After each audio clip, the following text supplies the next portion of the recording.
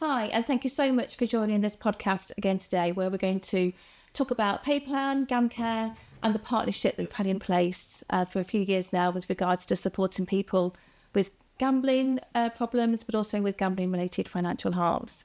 So my name's Emma Gibbons, and I am the vulnerability lead here at Pay Plan, and I'm joined today by Sarah Franklin, who is the service manager in East Midlands at GamCare. So thank you so much for joining us today. Really appreciate your time.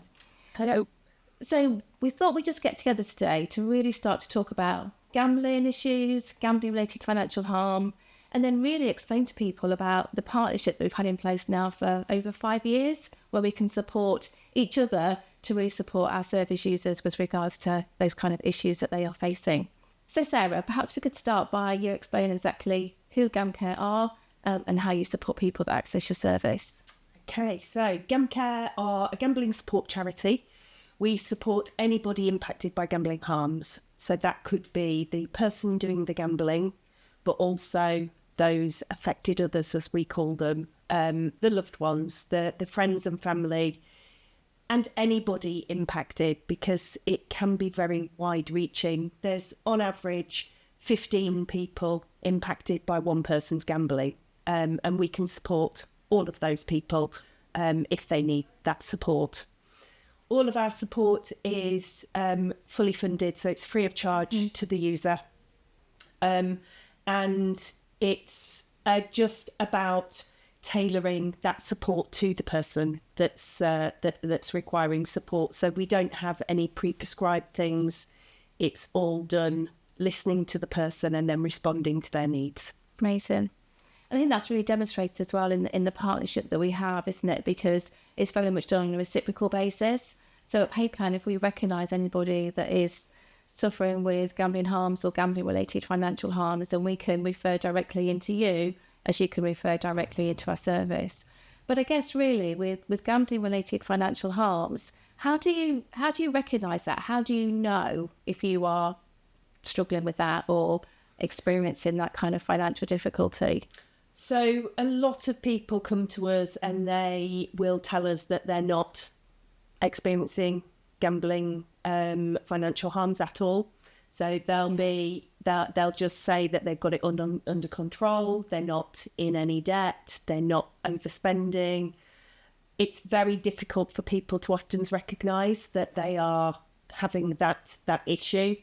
It's not until we talk to them, drill down as to exactly what they're spending each month, or what they are, when we try and ask them what debt they have got, and then it's sort of mirroring it back to them, and then sort of the penny drops almost, not in a disparaging way. That is just that people don't realise that they are spending that much money or in that much debt. They just live day to day and just try and get through the best they can, especially with the cost of living issues that are going on at the moment as well. Yeah.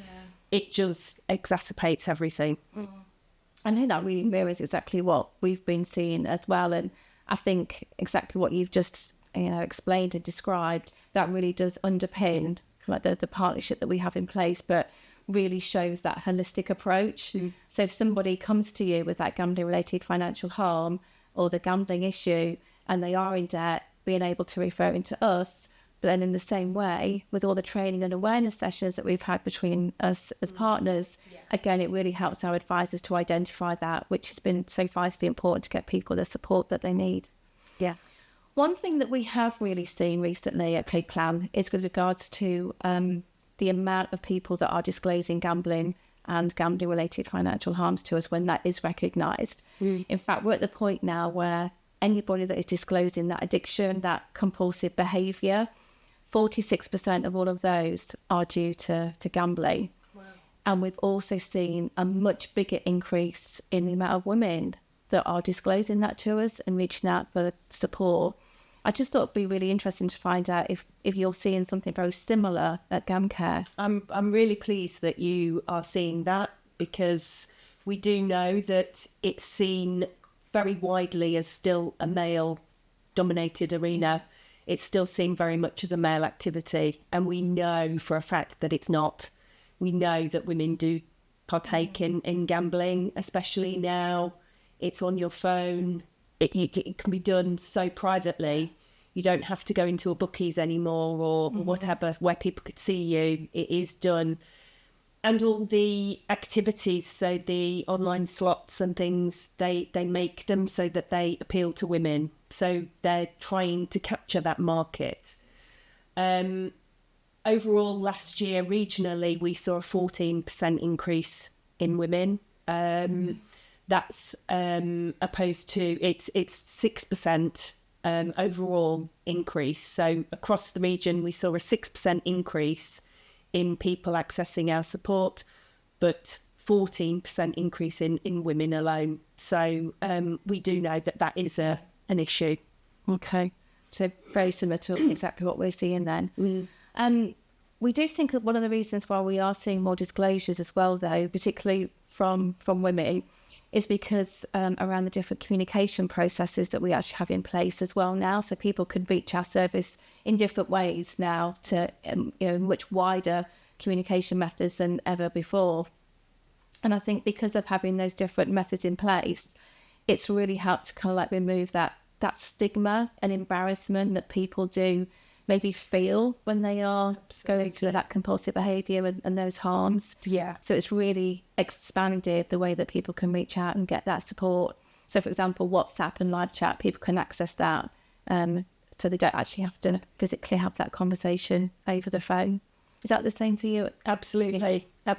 So we've seen, actually, it's one of the good things to come out of COVID, the fact that we stopped all face-to-face support. Okay. And we moved very much to an online or telephone-based approach. We are starting to see people face-to-face again. Over the last sort of 2 years, it's started to come back, but not in the same capacity as previously.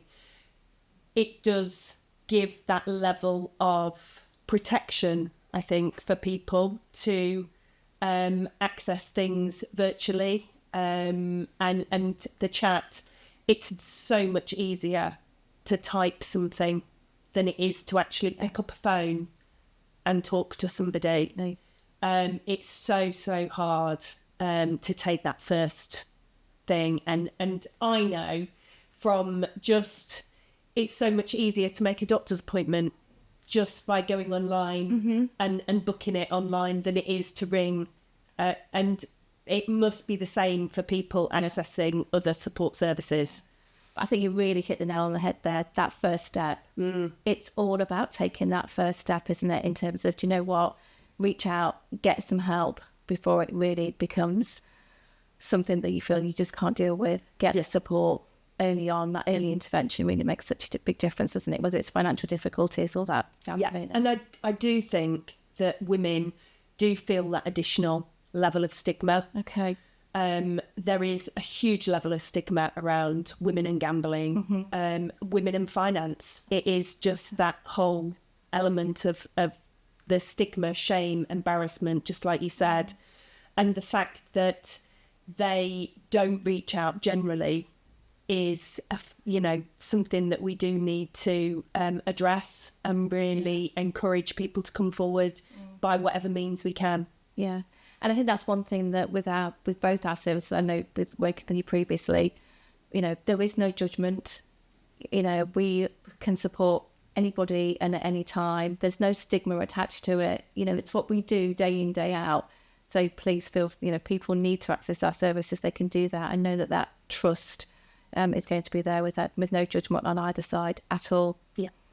So what's next? What's next for you at GamCare in the East Midlands? What happens next? Oh, who knows? We're into our final year of the Gamble Aware contract. So this year we will just be pushing forward, and really trying to increase referrals, increase our engagement. Trying to support far more people than we've ever done before. So far in April, we have had a record month. more people than ever have reached out this month. So this year looks like it will be a busy year. We will be going out and about in the community and talking to people, giving information and just carrying on the work that we do. Brilliant. And I know through all the networking and all the meetings and conferences and things that we both go to, it's obviously doing its job, but it's reaching the people that really need it, which is amazing. Okay, so I guess just to finish on, how can people access GamCare and how do they find out about their service? Okay, so GamCare run the National Gambling Helpline.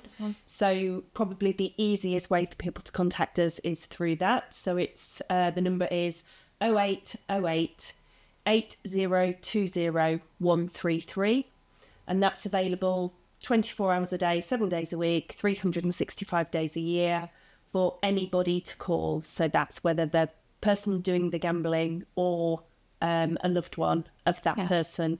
They can all call in for support and help, and they will put a referral through to us if that's what the person wants. As we're out and about, we give merchandise away, and there are QR codes on those merchandise items.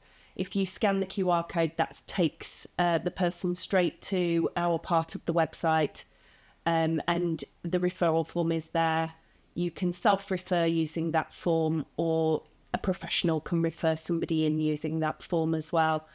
There is no waiting list for our service, so we contact people usually within 24 hours. So we really give that support when it's needed. Amazing. Yeah, it's so important, is it, when people reach out for help, they need it there and then, don't they? It's not a case of being put on a waiting list. So it's amazing that that's available to them when they absolutely need it. Yeah. So I guess in terms of people being able to access PayPlan as well, then in terms of how to access the service, our telephone number is 0800 072 1206. People can access through our website and follow that digital journey. Again, if that's something they want to do, thinking that they don't really want to talk about it over the phone. And then, of course, we also have the dedicated page on the GamCare website to align the two, and they can refer themselves through into PayPlan that way as well. So, Sarah, I just want to finish and just say thank you so much for joining us today and having the conversation.